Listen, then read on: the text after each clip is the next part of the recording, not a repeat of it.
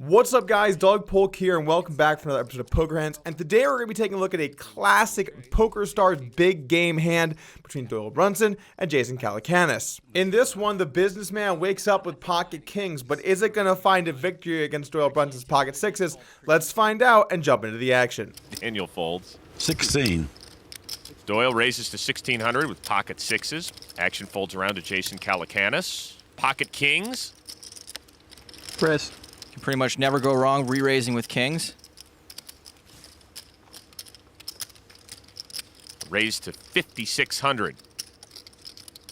So that's how much altogether? 56 total. Since it's pot limit pre-flop, Doyle's getting the right odds to call, try to hit his set. And Doyle does call. Two players to the flop. Our hand begins at what I believe is 200-400 with a $100 ante, and the action folds to Doyle Brunson, the hijack who looks down at pocket sixes and decides to bump it up to $1,600. This is definitely the standard play, and then action continues as players get out of the way until it falls over to Jason Calacanis in the big blind who looks down at pocket kings.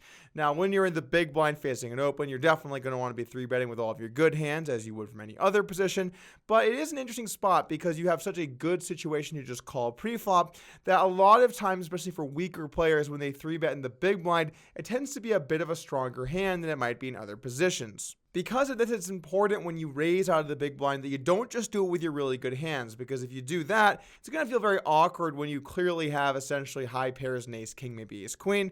You need to mix it up and get some other hands in there from time to time as well.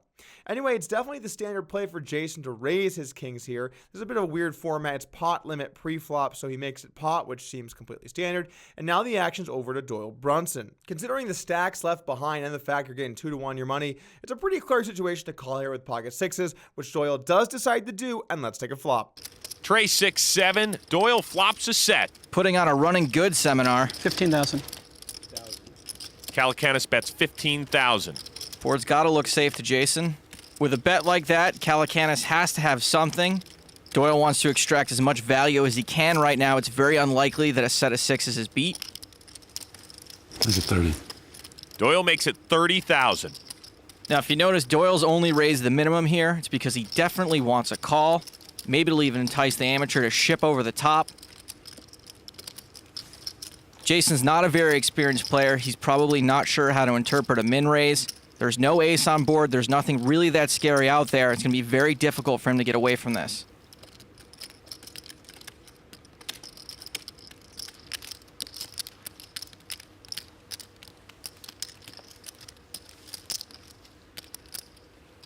Jason calls. See, if you got it all in, we could run it twice. Nothing.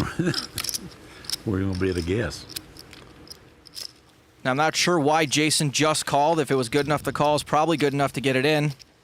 The flop comes 7-6-3 with 2 diamonds, so Doyle Brunson has moved into the lead with 3 of a kind. And this spot is going to be expensive. You know, I think a lot of players in this situation sometimes try and find a way to get away with their kings. But the problem is, if you're looking to get away when you have kings in these situations, you really open the door for your opponents to bluff you. So in these spots, when you have very good hands pre-flop and you get out flopped, you're definitely going to lose a chunk of change. The question really is how much. Jason kicks it off with a bet that is far too large. Again, this is pot limit pre-flop and no limit post-flop, so he can bet whatever he wants. And he actually overbets the pot, betting $15,000 here.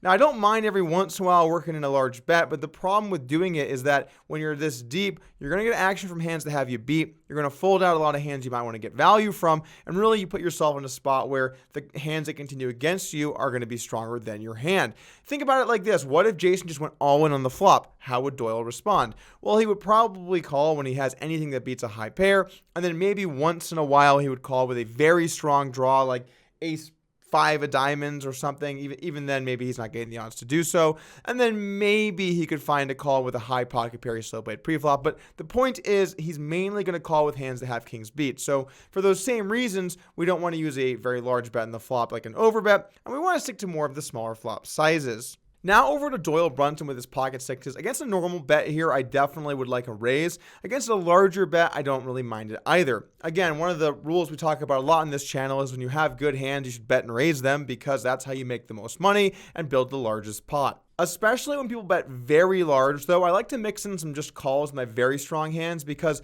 when your opponent bets $15,000 on the flop here, what they're really saying is I'm, bluffing, or I have a very good hand. And when that's the case, a lot of times you want to give your opponent room to bet later streets, because if you get a flop bet, you're probably going to get one on the turn of the river. But there are some good reasons to raise. What if the board runs out unfavorable for you with the flush getting in or the straights getting in? You prevent that by raising on the flop, and you also give your opponent a chance to, decide to make an aggressive move with the draw themselves. So I do lean overall towards raising, which Doyle does decide to do, to 30,000. Typically, I'm not a huge fan of min-raising people, but I think in this spot it actually does make a lot of sense. By min-raising here, you make it so you have a pot-sized bet left behind on the turn, so it's actually kind of a reasonable move. It's also a kind of reasonable move to just move all in here, because you might have some draws that want to make the same play. So I don't really mind a call, a small raise, or an all-in. Classic stuff here on the channel. Now back over to Jason. What's he want to do with his pocket kings? Well, it's a bit of a tough spot. If your opponent's bluffing you, then obviously you're going to want to continue. But if you're beat, you're going to get put in a very awkward spot. And this flop bet size, I think, really shows how difficult this becomes for him. I think all in all, I don't really mind meanly continuing by calling. If you do call, you give your opponent a chance to bluff on the turn or go all in with their draw. Additionally, by calling with hands like kings, then when you do have a hand that's a bit weaker that might want to call, you can look to call and then fold. I think all in all, I do prefer a call. But given how large this pot is compared to the size of the bet, I also don't mind working in some jams here myself. Typically speaking, though, when you do face min raises, you have to do a lot of calling, otherwise your opponent gets to play a fairly wide min raise range against you. And yes, you dissuade them from doing that with lots of jams, but again, you're getting very good pot odds here when you face a min raise, so you do want to make sure you're mixing a nice amount of calls. Anyway, Jason decides to just call, and let's take a turn. The turn, 10 of clubs. The turn comes an offsuit 10, and Jason decides to check. All in. Jason. Don't do it, Jason. Jason's not a very experienced player. Don't do it. Oh my gosh! No. All in. No. All in. No. Okay, so you typically want to avoid taking lines where you call on an earlier street and then look to jam turns and rivers.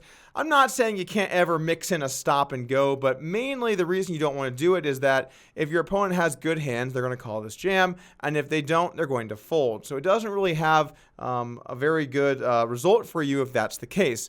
One of the upsides is, however, that you do allow yourself an opportunity to maybe price out some draws that have equity against you, or maybe make some people make some calls with some pair plus type hands that don't actually have the equity to call. I would say overall this is not a play you want to mix in very often, and if you never do it, well, I'm pretty okay with that. Now, over to Doyle Brunson, and in this spot, he's got a set. All in. I call. All in and a call. Jason's about to see some very bad news. 3 6s. Ooh, definitely a tough one there for Doyle. Okay, so the chips are in, and now they're going to run it twice. So will our recreational friend manage to win just half this pot, or is he going to lose to Texas Dolly? Run it 10 times? Wait. Hang on. You can run it 3 times if you want. Sure. 3 times. 3 times. You understand that? Okay. That means you'll see the river card 3 times, playing for 1/3 of the pot each run. The first river, 5 of spades. 1 for the good guys. Give Jason 1. My 2 outer. Yeah, I won't be too mad. Run number 2, 10 of hearts. 2. And last chance for Jason to salvage something. It's a deuce and a sweep for Doyle.